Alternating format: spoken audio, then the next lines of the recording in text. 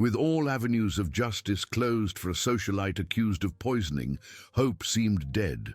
But a raven, an unlikely witness, was about to achieve the impossible, saving her from conviction and revealing the hidden truth.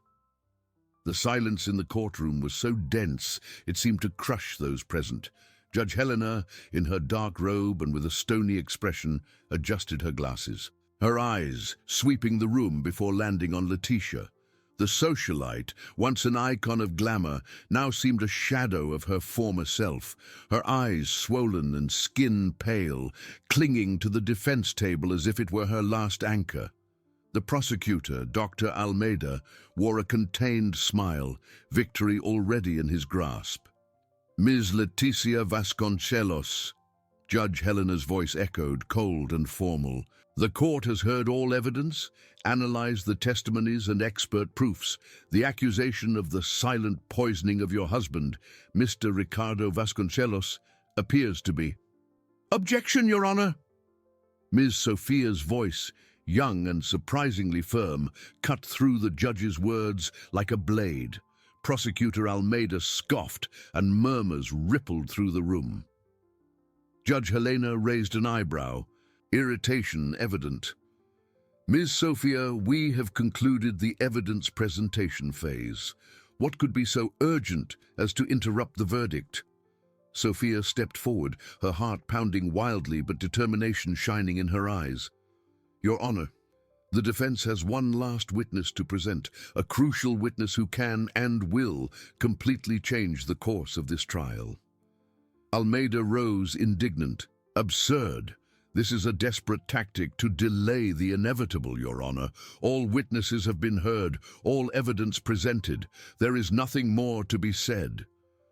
"With all due respect, Dr. Almeida," Sophia retorted, "this witness is unconventional, but their relevance is undeniable. They were present at the crime scene, observed the events, and can replicate what they saw and heard with a precision no human witness would be capable of." Judge Helena frowned. "Ms. Sophia, what are you suggesting? That you found a witness who was hidden under the bed for months?" A muffled laugh rippled through the room.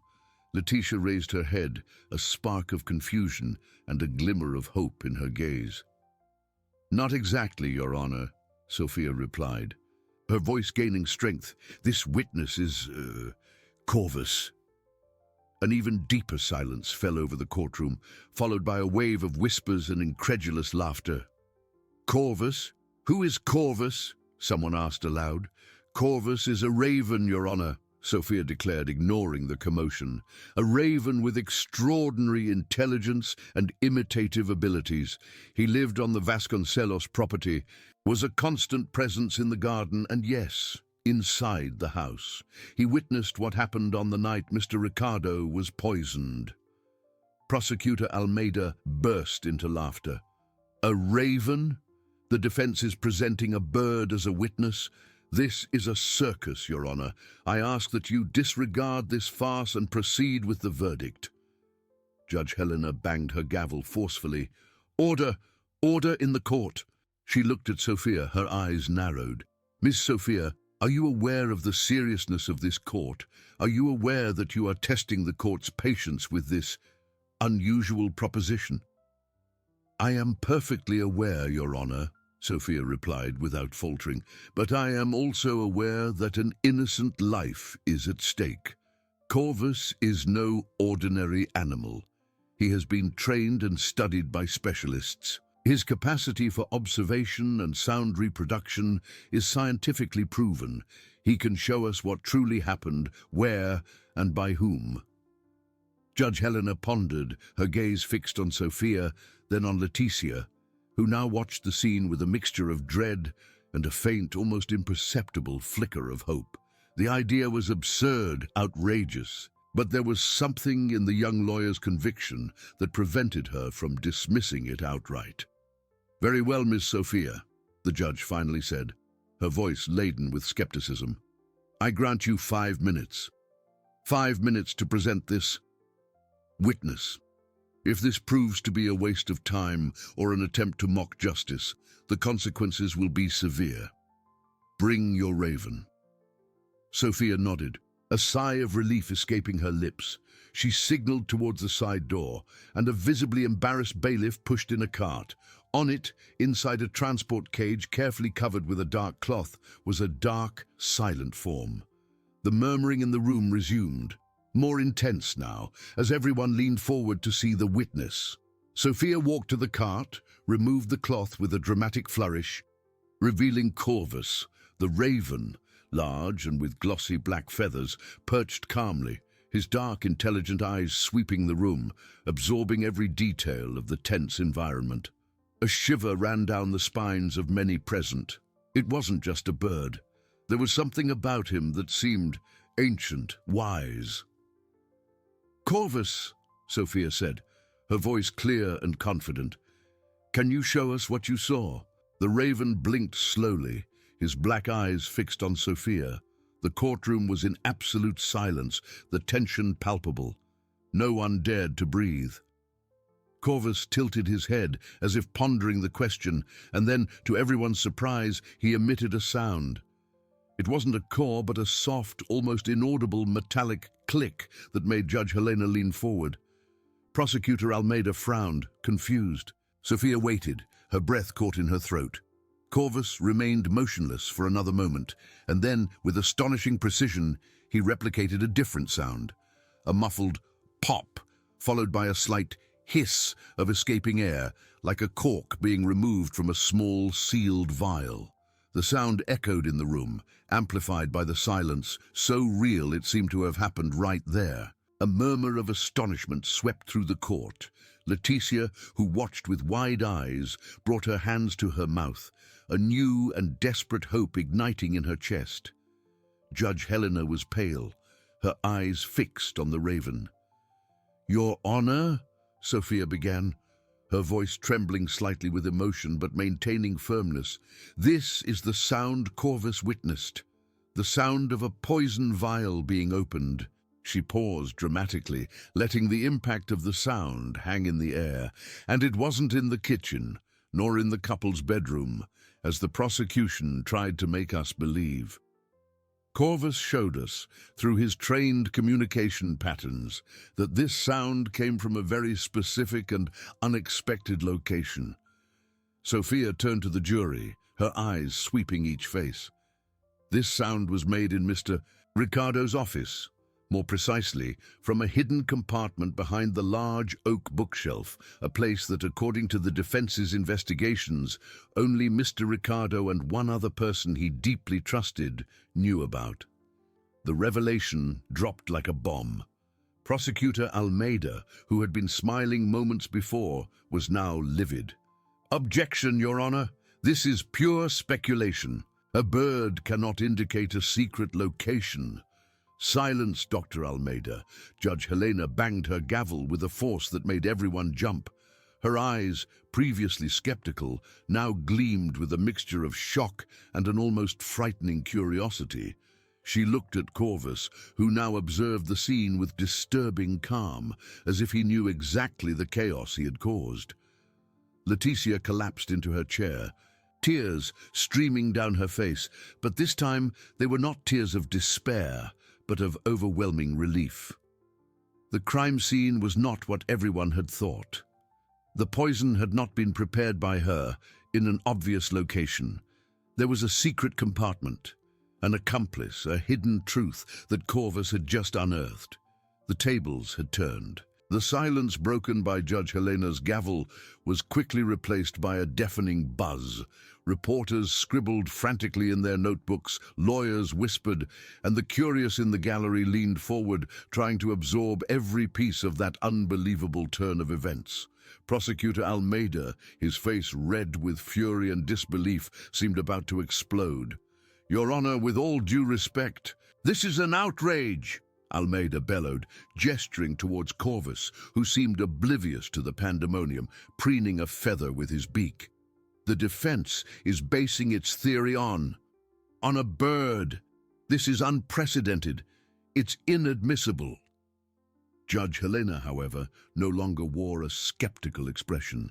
There was a deep furrow between her eyebrows, and her eyes, once stern, now held a glimmer of perplexity and a spark of something more. She looked at Sophia, who remained standing, her posture firm despite the tremor in her hands. "Ms. Sophia," the judge said, her voice more controlled, but with an intensity that silenced the room. "You stated that this raven indicated a location. How exactly can an animal indicate a secret compartment? Explain yourself, and let it be convincing." Sophia took a deep breath, feeling the weight of all eyes on her. "Your Honor, Corvus was trained by a renowned ethologist, Dr. Elias Vance, a specialist in avian cognition. He developed a communication system based on specific sounds and movements. For example, a click followed by a soft caw can indicate hidden object. A pop and a hiss replicate the sound he heard, and the location is indicated by a series of pecks on a simplified map, or, as in this case, by his reaction to images and descriptions of the environment." Almeida intervened again. "A map? Images? This is ridiculous. We are talking about an animal, not a detective." "Dr. Almeida, please control yourself." Judge Helena reprimanded him, her patience visibly exhausted. "Miss Sophia, proceed. How did Corvus indicate the office and the compartment?"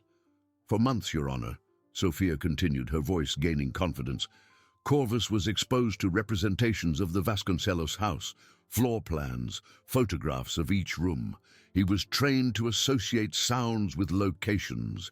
When he replicated the sound of the vial, we presented him with a series of images. He consistently demonstrated agitation and specific vocalizations when exposed to the image of Mr. Ricardo's office, and, most crucially, when we presented a detailed image of the oak bookshelf, he performed a pattern of pecks and head movements that in his communication system means behind or hidden.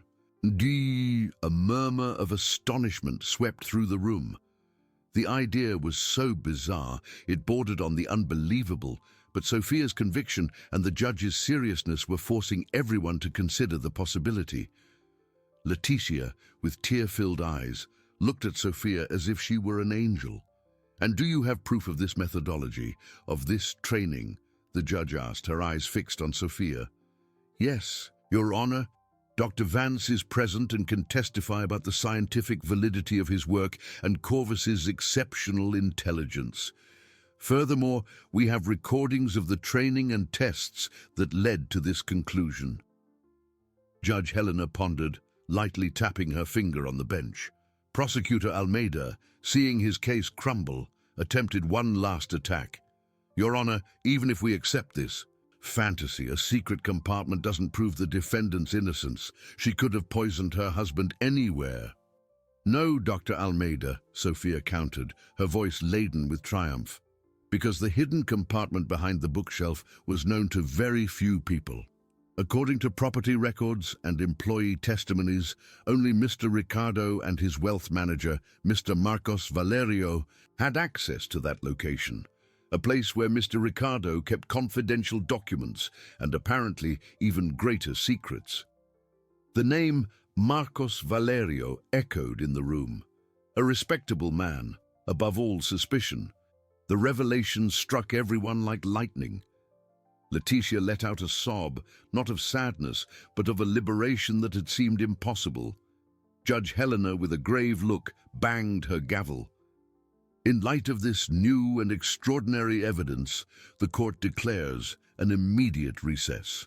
I order the investigative police to examine Mr. Ricardo Vasconcelos's office, focusing on the hidden compartment behind the oak bookshelf, and that Mr. Marcos Valerio be subpoenaed to testify. This case has taken a completely unexpected turn. The session will resume tomorrow at 9 in the morning."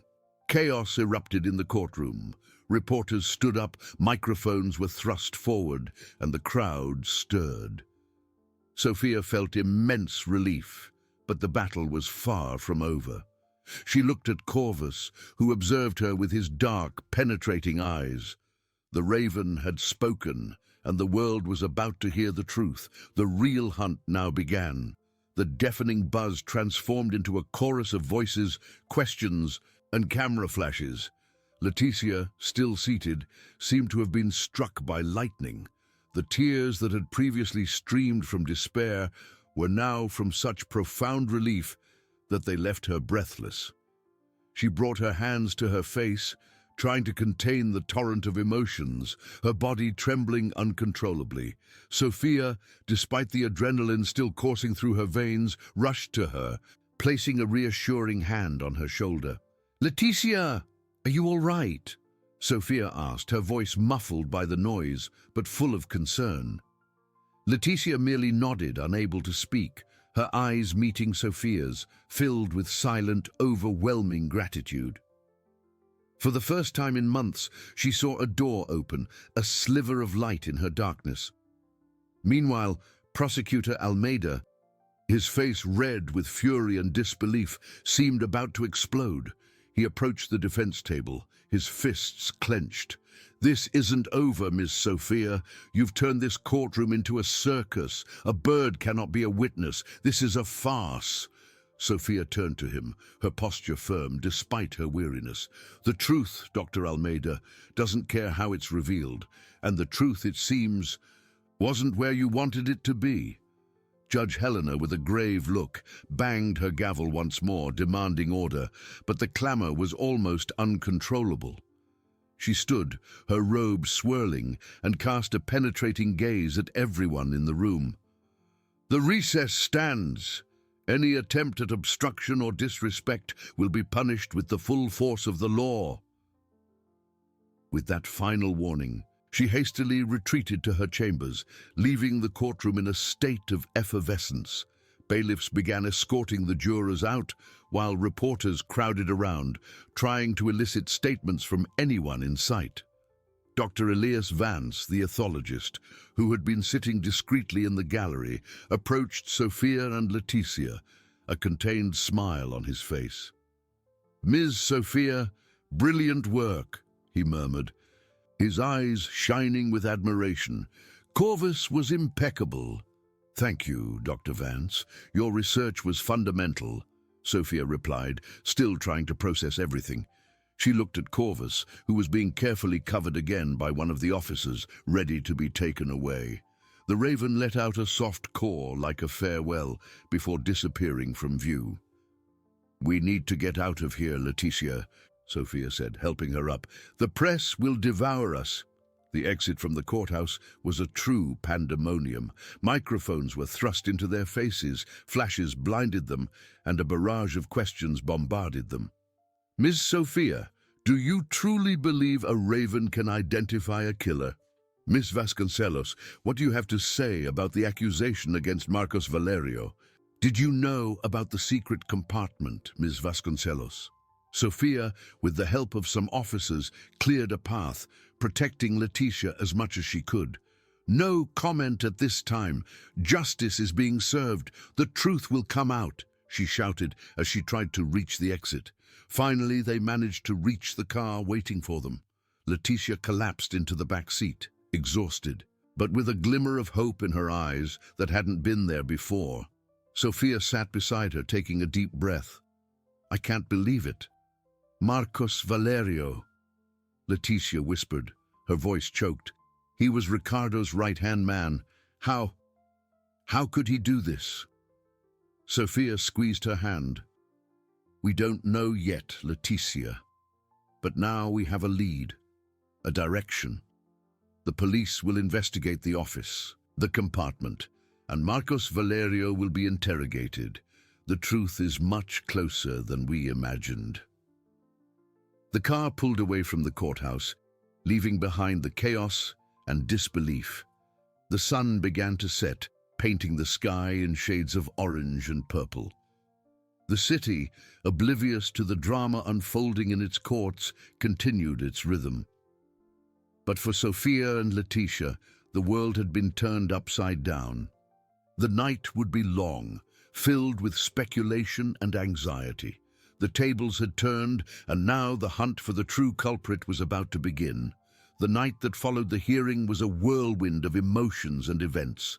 The car that took them from the courthouse to Sophia's apartment, a temporary refuge from the storm, was filled with a heavy silence, broken only by Leticia's muffled sobs. As soon as they entered, Leticia collapsed onto the sofa, her body limp, her mind still processing the avalanche of revelations. "Marcos Valerio," she murmured again, her voice almost inaudible, an echo of the disbelief that dominated her. He was like a brother to Ricardo. He knew all his secrets, all his weaknesses.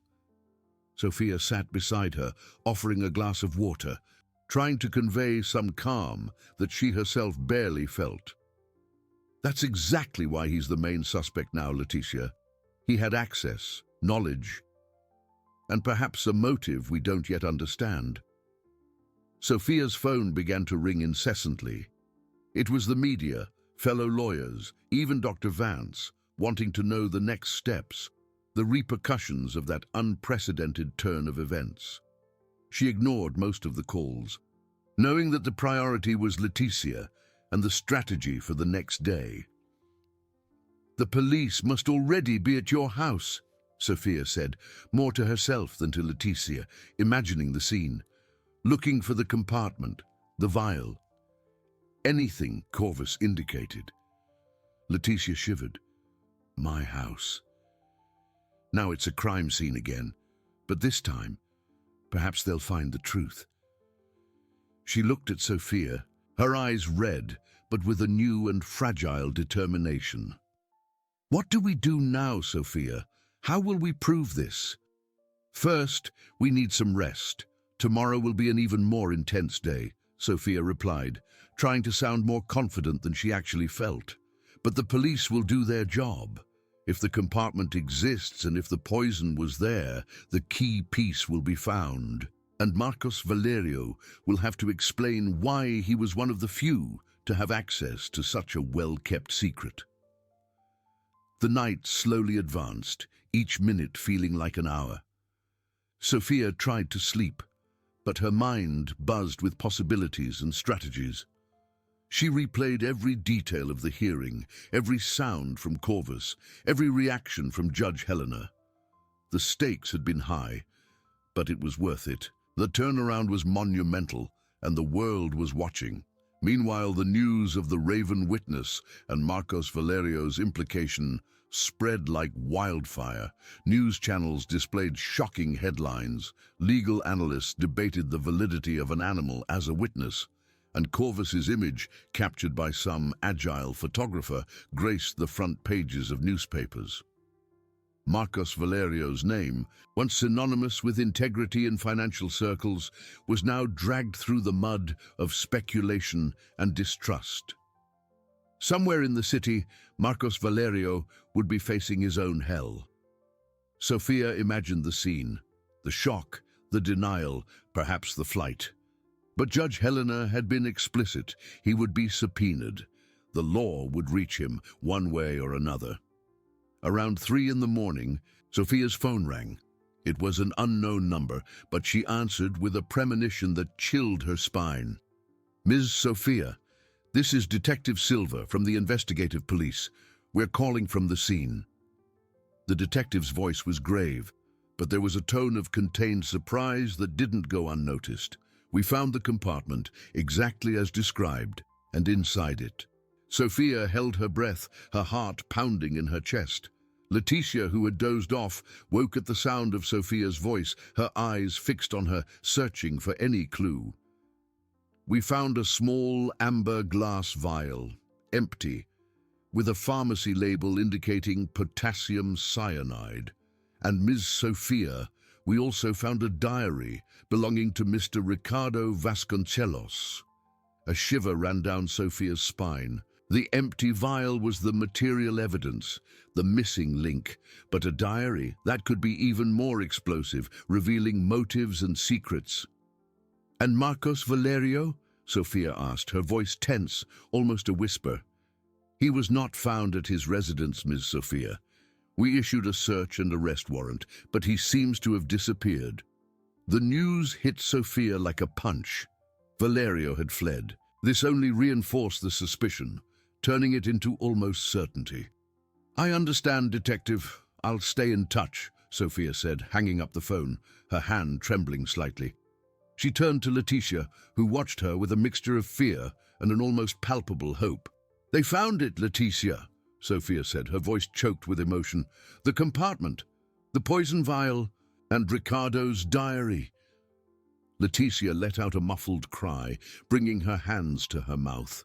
The tears returned, but this time they were from such profound relief that they left her breathless. So it's true? I didn't do it?" "No, Leticia, you didn't," Sophia confirmed, hugging her tightly. "Marcos Valerio fled. That's almost a confession." The dawn crept in, but the anxiety was now accompanied by a growing certainty. The truth was emerging from the shadows, guided by a raven and the persistence of a young lawyer. The hunt had truly begun, and the first trophy, the material evidence, was already in their hands. The next step would be to find the hunter. Dawn gave way to a pale and uncertain morning. Sophia's apartment, once a refuge of tense silence, now seemed to vibrate with the energy of the night's revelations. Leticia, still on the sofa, had finally fallen asleep, exhausted, but a faint smile played on her lips, a stark contrast to the anguish that had consumed her for months. Sophia, on the other hand, was wide awake, her mind in a whirlwind.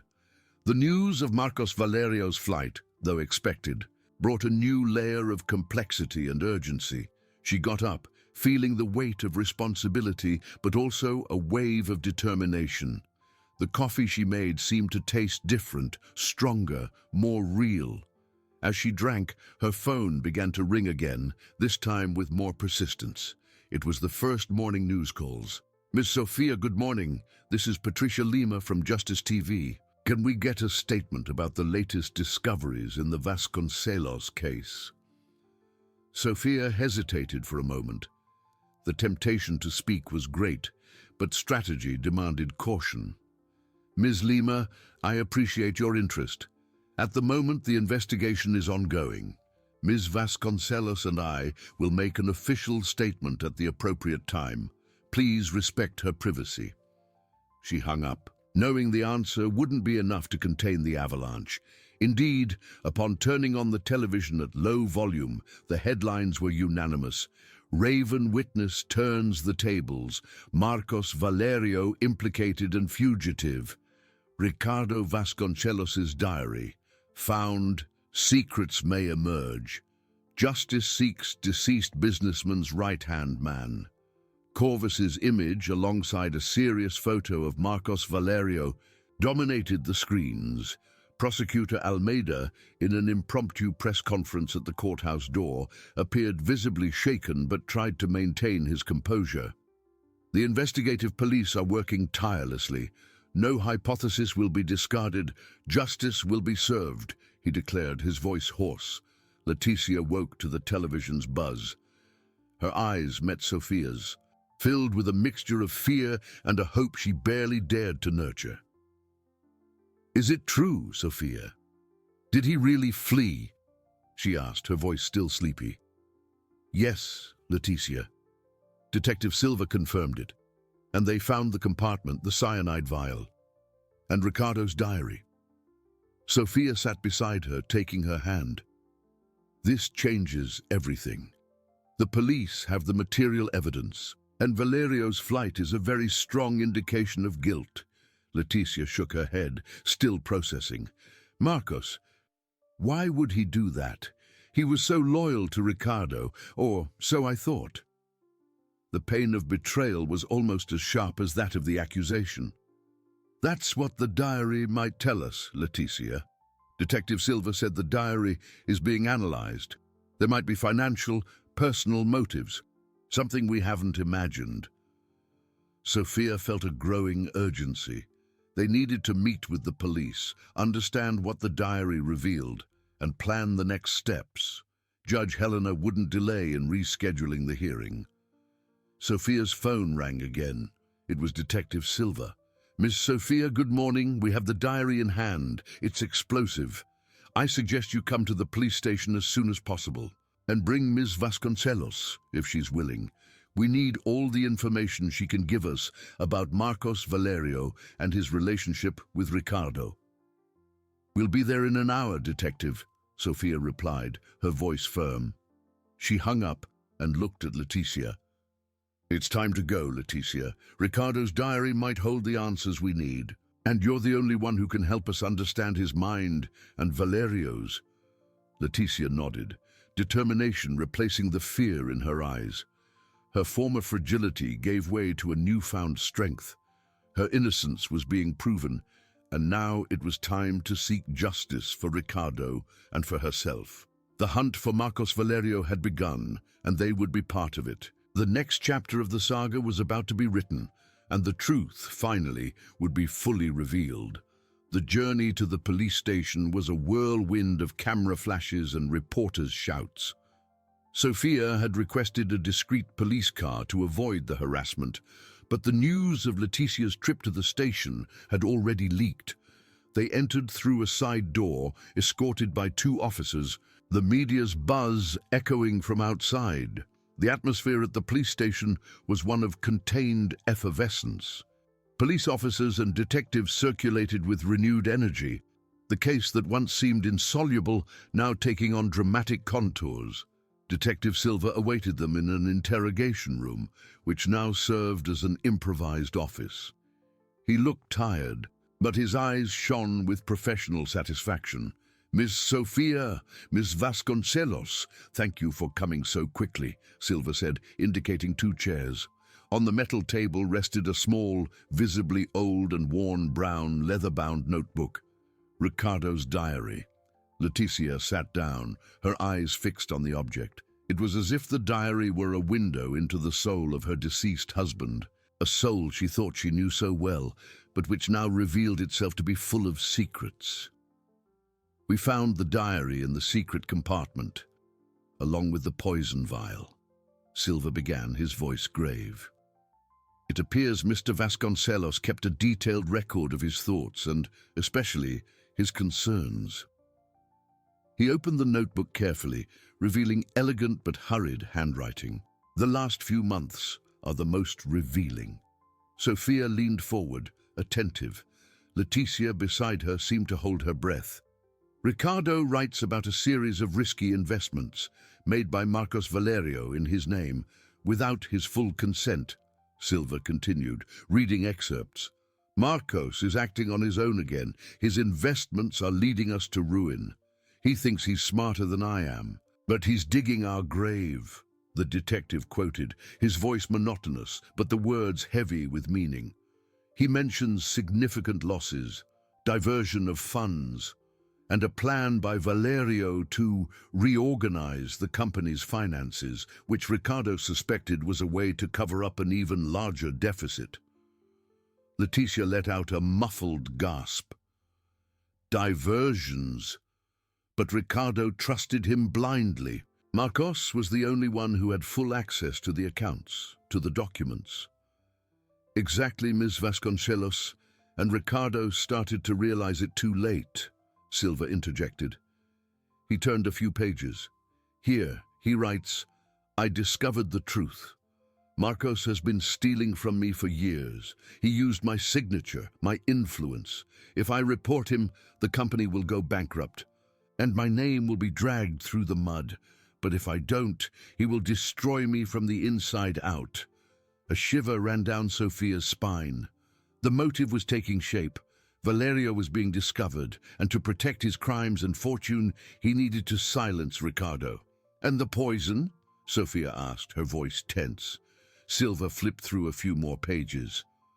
Ricardo mentions that he confronted Valerio, and Valerio, in a fit of rage, allegedly said he would solve the problem definitively. Ricardo, fearing for his life, bought the cyanide. Not to commit suicide, but as a desperate measure of self-defense, should Valerio try something. He hid it in the compartment, thinking it would be a safe secret. Leticia covered her mouth with her hands, tears rolling. He was afraid. And I didn't realize it. I thought he was just stressed with work. He was planning to report Valerio, Ms. Vasconcelos. The last entry, dated 2 days before his death, reads, "Today I will gather the evidence and expose Marcos. I can no longer live with this shadow. God help me." Silva closed the diary, the dry sound echoing in the room. Marcos Valerio knew he would be discovered. He acted first. The silence that followed was heavy, filled with the gravity of the revelations. The truth, cold and brutal, had finally emerged. Leticia's innocence was unquestionably proven, and Marcos Valerio's guilt, once a suspicion, was now a terrifying certainty. The hunt for the killer had intensified, and Ricardo's diary was the compass that would guide them. Leticia was in shock, tears streaming freely down her face, but they were no longer tears of despair. They were of a deep pain for the betrayal, and Ricardo's silent fear mixed with overwhelming relief. He was so alone, she whispered, her voice choked. And I didn't realize it. I was so blind by my own pain, by our distance. Sophia squeezed Leticia's hand, her own mind already working at an accelerated pace. "You couldn't have known, Leticia. Ricardo hid this from everyone, even from you. He was trying to protect the company, the family name, and perhaps himself, in a way that didn't work." She turned to Detective Silva. "Detective, this is irrefutable. We have the material evidence of the poison, Valerio's flight, and now the motive and Ricardo's posthumous confession. We need a new hearing immediately. Judge Helena needs to be informed." Silva nodded, closing the diary with almost reverent care. "I agree, Miss Sophia. We are already preparing the report. The forensic team has confirmed that the cyanide vial found in the compartment is the same type that caused Mr. Vasconcelos' death. Valerio's flight, combined with the contents of this diary, is the final piece of the puzzle." He paused, his eyes fixed on Leticia. "Ms. Vasconcelos, your innocence will be proclaimed, and we will do everything to find Marcos Valerio. He won't get far." The news of Valerio's flight and the diary's discovery had already set the media ablaze. The police station was besieged by journalists eager for any new information. The story of the Black Widow was about to transform into the saga of an wronged woman, and the twist was as dramatic as it was shocking. "And Corvus?" Leticia asked, wiping away her tears. He saved us." Sophia smiled, a tired but genuine smile. "Corvus was the key, Leticia. Without him, the compartment would never have been found, and the diary and the poison would have remained hidden. He is living proof that the truth, however improbable, always finds a way." Detective Silva cleared his throat. "Judge Helena has already been notified about the new evidence. She has rescheduled the hearing for tomorrow morning. It will be a short session, just for the formal presentation of the evidence and the revocation of the accusation against Ms. Vasconcelos. After that, the focus will be entirely on the hunt for Valerio." The mention of Judge Helena brought a pang of anxiety to Leticia, but also a sense of imminent justice. She remembered the judge's coldness and conviction of her guilt. Now, the same woman would have to acknowledge her error. "I want to be there," Leticia declared, her voice gaining strength. "I want everyone to know the truth, and I want to help find Marcos. He needs to pay for what he did to Ricardo, and for what he tried to do to me." Her fragility had completely disappeared, replaced by an iron determination. The pain of betrayal was still there, but now it was a motor for action, not for paralysis. Sophia nodded, proud. "We'll be there, Leticia, together, and the whole world will see that you are innocent." The hunt for Marcos Valerio was now a national priority. Photos of him were being distributed, airports and borders were on alert. The police were mobilizing all resources. Ricardo's diary not only revealed the motive for the crime, but also indicated some of the hiding places and contacts Valerio might use, information that Silva was already relaying to the search teams. As they left the police station, escorted by a reinforced security team, the sea of reporters erupted in a chorus of questions. Sofia, with Leticia by her side, paused for a moment. "The truth has been revealed," she said, her voice clear and firm, echoing over the buzz. "Ms. Leticia Vasconcelos is innocent. The true culprit has been identified, and justice will be served. We will not give further statements at this time, but we assure society that all answers will be provided soon."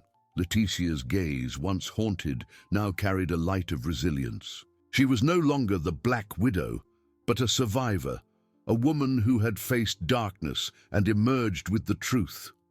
The next chapter would not just be about capturing a killer, but about rebuilding a life and restoring a reputation.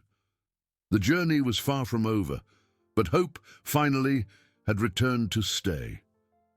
The next day dawned with a dense fog over the city, as if nature itself was holding its breath for what was to come. At the courthouse entrance, the scene was chaotic. Reporters jostled, cameras flashed incessantly, and the buzz of voices was deafening. The Black Widow story had taken an unexpected turn, and the media was thirsty for every detail of the twist. Leticia and Sofia arrived escorted by a security team, entering through a side door to avoid the harassment. In the corridor, Detective Silva awaited them, Ricardo's diary held securely in his hands. His gaze towards Leticia was one of respect and perhaps a silent apology. As they entered the courtroom, the atmosphere was palpable. The galleries were packed, not just with journalists, but with curious onlookers and even some familiar faces from high society who had previously judged her in silence. Judge Helena was already in her seat, her expression impassive, but a slight tremor in her hands as she leafed through some documents did not go unnoticed by Sofia. Leticia sat beside Sofia, feeling the weight of all eyes on her. It was no longer the gaze of condemnation, but of an almost morbid curiosity mixed with a glimmer of compassion. She took a deep breath, remembering Sofia's words, "The whole world will see that you are innocent." Judge Helena banged her gavel, and an almost absolute silence settled. "We are here for an extraordinary session, convened urgently for the presentation of new and irrefutable evidence in the case of the accusation against Ms. Leticia Vasconcelos," she declared, her voice grave but with a note of weariness. "Miss Sofia, proceed." Sofia stood, her posture firm and confident. "Your Honor, members of the jury, and all present, yesterday, thanks to the intervention of an unusual witness and the diligence of Detective Silva and his team, crucial evidence was discovered that not only exonerates Ms. Leticia Vasconcelos, but also reveals the true identity of Ricardo Vasconcelos's killer." She paused dramatically, allowing her words to echo. Detective Silva found, in a secret compartment at the deceased's residence, a personal diary belonging to Mr. Ricardo Vasconcelos, along with the cyanide vial that caused his death. This diary, whose pages have been authenticated by forensics, is a posthumous confession of Ricardo's last and terrible days. Detective Silva approached, handing the diary to Judge Helena, who took it carefully, her eyes fixed on the leather cover. Ricardo Vasconcelos was being robbed and blackmailed by his partner Marcos Valerio, Sofia continued, her voice gaining strength. The diary details the diversion of funds, the fraudulent investments, and Ricardo's growing paranoia. He confronted Valerio, who threatened him with death. Ricardo acquired the poison not to take his own life, but as a desperate measure of self-defense, fearing for his safety. A murmur swept through the room, but was quickly silenced by the judge's gaze. 2 days before his death, Ricardo wrote his last entry. "Today, I will gather the evidence and expose Marcos. God help me, Sophia quoted, her voice choked with emotion. Marcos Valerio, knowing he would be discovered and reported, acted first. He poisoned Ricardo, and the crime scene, as Corvus revealed to us, was not in the kitchen, but in the office, where Ricardo was likely gathering evidence against him. Judge Helena closed the diary, her eyes sweeping the room, resting for a moment on Leticia. There was a mixture of shock and regret in her gaze. Forensic evidence confirms that the cyanide vial found in the compartment is the same that caused Mr. Vasconcelos's death, she stated, her voice now lower, almost a whisper. And Marcos Valerio's flight, which occurred shortly after the revelation of the poison's location, unequivocally corroborates his guilt. She took a deep breath, the weight of the decision visible on her face. In light of the new and irrefutable evidence, and based on the posthumous confession of Mr. Ricardo Vasconcelos and the flight of the true culprit, Marcos Valerio, this court revokes all accusations against Mrs. Leticia Vasconcelos. The judge's gavel struck again, but this time the sound was not of condemnation, but of liberation. Ms. Leticia Vasconcelos is declared innocent of all murder charges. The case against her is closed. A collective sigh of relief and surprise filled the room. Leticia felt tears stream down, but they were tears of such profound relief that they made her tremble. Sophia squeezed her hand, a victorious and proud smile on her face. The hunt for Marcos Valerio is now the highest priority for authorities, Judge Helena continued, her voice regaining firmness. He will be found and justice will be served. This court is adjourned.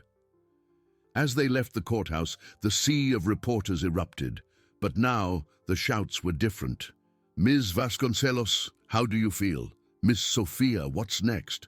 The Black Widow is innocent! Sophia stopped, Leticia beside her, now with her head held high. The truth always finds a way, Sophia declared, her voice resonating. Ms. Leticia Vasconcelos was unjustly accused and is now free. Justice for Ricardo Vasconcelos will be sought with the full force of the law.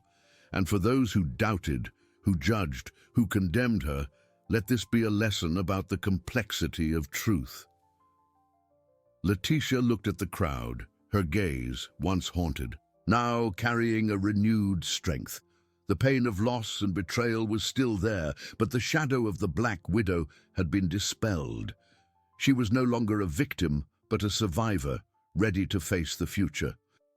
The journey to the complete restoration of her life and the capture of Valerio was just beginning, but hope finally had taken root in her heart.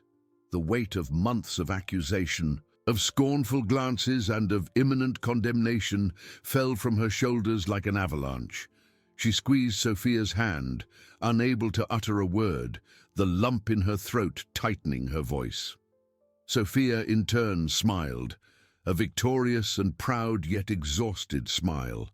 She had fought against everything and everyone, and the truth finally had prevailed.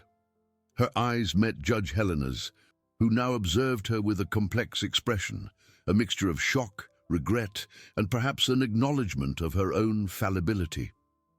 The judge, who had previously faced her with such coldness and conviction of guilt, now seemed aged, the rigidity of her posture replaced by visible exhaustion.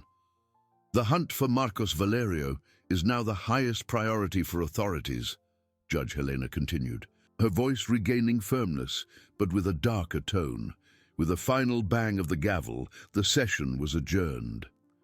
The room erupted in a buzz of voices as journalists hurried out to transmit the bombshell news. Leticia remained seated for a moment, absorbing the reality of her freedom. She looked at the galleries, at the faces that had once judged her, now filled with an almost apologetic curiosity. The Black Widow had died, and in her place, a free but deeply scarred woman was born. As they left the courthouse, escorted by an even larger security team, the sea of reporters erupted. Miss Sophia, what's next? The Black Widow is innocent. The tone had shifted from condemnation to an eager search for details of redemption. Her eyes, once haunted, now carried a renewed strength, a flame of resilience forged in the hell of accusation. "The truth always finds a way," Sophia declared, her voice resonating clear and firm over the clamor of the crowd. Ms. Leticia Vasconcelos was unjustly accused and is now free. Justice for Ricardo Vasconcelos will be sought with the full force of the law. And for those who doubted, who judged, who condemned her, let this be a lesson about the complexity of truth and the importance of not rushing to conclusions. The pain of loss and betrayal was still there, a deep wound that would take time to heal, but the shadow of the Black Widow had been dispelled. She was no longer a victim but a survivor ready to face the future, however uncertain it seemed. Inside the armored car that drove them away from the courthouse, the silence was almost deafening after the chaos. Leticia leaned her head back, closing her eyes. Images of the past months, Ricardo's funeral, the arrest, the interrogations, the hateful stares, played like a film in her mind. But for the first time, there was a light at the end of the tunnel. "You were incredible, Sophia," Leticia whispered, her voice still choked. Sophia smiled, taking Leticia's hand and squeezing it. "We were incredible, Leticia, and Corvus, he was the true hero." The mention of the raven brought a faint smile to Leticia's lips. The animal, with its supernatural intelligence, had been the instrument of truth, the unlikely link that unraveled the web of lies. "And now?" Leticia asked, opening her eyes and looking at the city passing by the window. "And now that I'm free," Sophia sighed, "now you begin to rebuild your life. It won't be easy. The media will still be on your case, and wounds take time to heal. But you're not alone. And the hunt for Marcos Valerio continues. He cannot escape justice." Leticia knew there was still a long road ahead. But for the first time in a long time, she felt she had the strength to walk it. Vengeance was not her goal, but justice for Ricardo, and for herself, was a promise she was determined to fulfill. The armored car finally stopped in front of a discreet and secure condominium, far from the curious glances and invasive lenses of the press. Leticia and Sophia exited, escorted by security guards who quickly guided them into a furnished apartment, prepared to be a temporary refuge. The silence that welcomed them inside was a balm to their ears, a stark contrast to the pandemonium they had left behind. Leticia took off her shoes, feeling immediate relief in her tired feet. She walked to the window, observing the city below, which seemed oblivious to the storm she had just weathered. The late afternoon light painted the sky in shades of orange and purple, a spectacle of beauty she hadn't noticed in months. "You need to rest, Leticia," Sophia said, her voice soft but laden with understandable exhaustion. She sat on a sofa, loosening her tie and closing her eyes for an instant. "It's been quite a day." Leticia nodded, without turning around. "Rest? It seems like a strange word now. It's as if I've forgotten how to do it." She turned to Sophia, a faint smile on her lips. "I still can't believe it's over, that I'm free." "The hardest part is over," Sophia corrected, opening her eyes and meeting Leticia's gaze. "But the rebuilding, that's a long journey. And the hunt for Marcos Valerio, well, that's just beginning." "I know," Leticia replied, her voice hardening slightly. "He cannot escape, not after everything he's done, not after destroying Ricardo's life and almost mine." The image of Ricardo's face, before the illness, before Valerio's betrayal, surfaced in her mind. The pain of loss was still an open wound, but now there was a purpose. "Detective Silva assured me that all task forces have been activated," Sophia informed. "He won't get far. Ricardo's diary and his flight are irrefutable proof." Leticia sat beside Sophia, weariness finally catching up to her. The diary. It's so painful to read his last words, to know what he was going through, the fear he felt.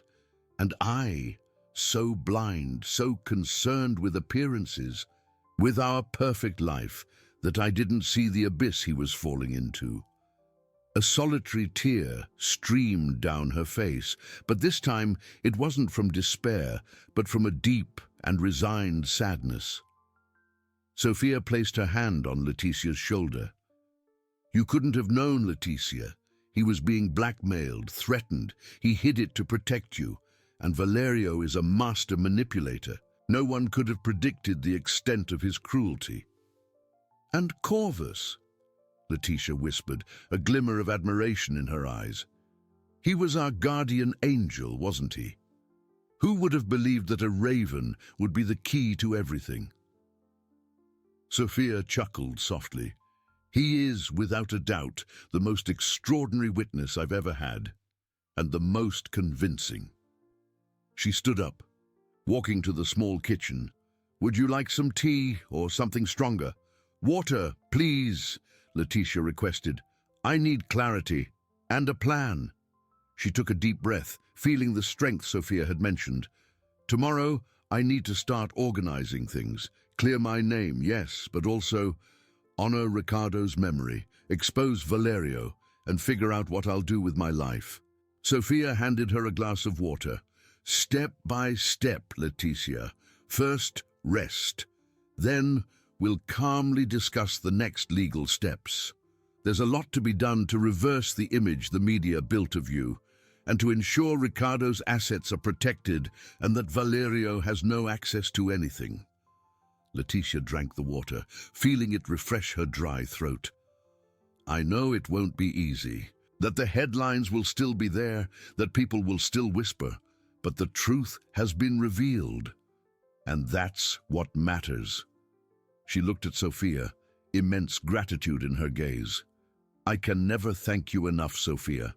You not only saved my life, you gave me back myself. Sophia smiled, a genuine and warm smile. I did my job, Leticia, and you fought. This is your victory. Night fell outside, covering the city with a blanket of darkness, but inside the apartment, a small flame of hope and determination began to glow. Leticia knew the journey would be arduous, full of challenges and moments of pain, but she was no longer alone, and the promise of justice for Ricardo and for herself was the compass that would guide her. The first step towards rebuilding had been taken. The following morning brought a different light to Leticia. It wasn't the cold, merciless glare of courtroom spotlights, nor the oppressive gloom of a cell. It was the soft, filtered light entering through the windows of the safe apartment, revealing a world that for months had been denied to her. She woke with the strange sensation of not having an overwhelming weight on her chest, but still with an emptiness, an absence that freedom didn't immediately fill. The silence, once a torment, was now a refuge, allowing her own thoughts to echo without the cacophony of accusations. Sophia was already up, making coffee in the small kitchen. The familiar aroma filled the air, bringing a remnant of normalcy. Leticia got up, walking to the living room, where Sophia awaited her with 2 steaming cups. Did you sleep well? Sophia asked, a tone of concern still present in her voice. Leticia sighed, taking the cup. I don't know if slept well is the right phrase, but I slept. Without nightmares of bars or gavels, that's already progress. She sat on the sofa, feeling the warmth of the coffee in her hands. It's strange. I should be euphoric, but I feel a melancholic calm, as if a part of me is still trapped there, waiting for the next blow. Sophia sat beside her, offering a small smile. It's normal. Trauma doesn't disappear overnight, but the darkest part, Leticia, that's behind you. Now it's about what you're going to build from here. Leticia looked at the cup, Ricardo's image surfacing in her mind. Build. How? My life was turned upside down, my reputation, my name, everything was stained. And Ricardo, he's gone because of a betrayal I didn't see. The pain of guilt, though softened by the truth, still lingered. Step by step, Sophia reiterated, her voice firm and full of purpose. First, we'll focus on you, on your mental and emotional health, then on your public image. Detective Silva called me. Marcos Valerio was sighted near the border. Authorities are closing in. It's only a matter of time. The mention of Valerio ignited a spark in Leticia's eyes. Melancholy gave way to a cold determination. He needs to pay, not just for what he did to Ricardo, but for the hell he put me through, for what he did to both of us. She tightened her grip on the cup. And Ricardo's diary. It will be the final proof. The world needs to know the complete truth. Exactly, Sophia agreed. My office is already working on a communication strategy. We will issue an official statement based on the evidence presented in court. The media will have to eat their words, and we will use the diary with due sensitivity to show Ricardo's true face and Valerio's cruelty. Leticia nodded, feeling renewed energy. And Ricardo's assets. Valerio cannot have access to anything. We're already taking care of that, Sophia assured. With your acquittal and Valerio's imminent arrest, the legal situation changes drastically. We will ensure that everything is protected and managed according to Ricardo's will, and that Valerio benefits nothing from his crimes. Leticia stood up, walking to the window and watching the city wake up. The sun was already higher, gilding the buildings. I want to do more than just defend myself, Sophia. I want to honor Ricardo. I want his story to be told fairly, and I want my experience to serve as a warning to others, so they don't get fooled by appearances, so they don't ignore the signs. Sophia joined her, placing a hand on her shoulder. That's the Leticia I knew existed. Strong, resilient, with an unwavering sense of justice.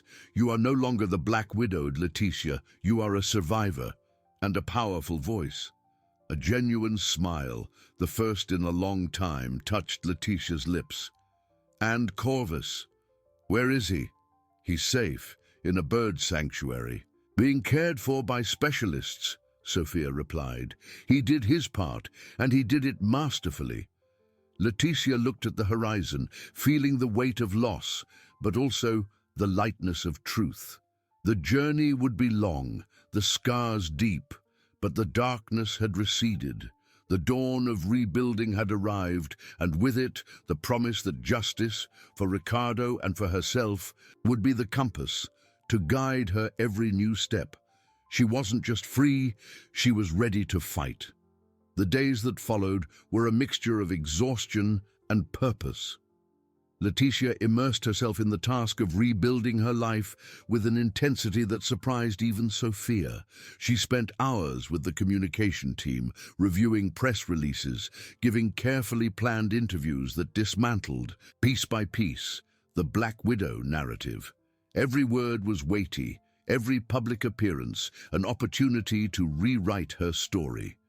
The news of Marcos Valerio's capture, which occurred a week after the trial, brought palpable relief, but not euphoria. Justice, though delayed, was being served.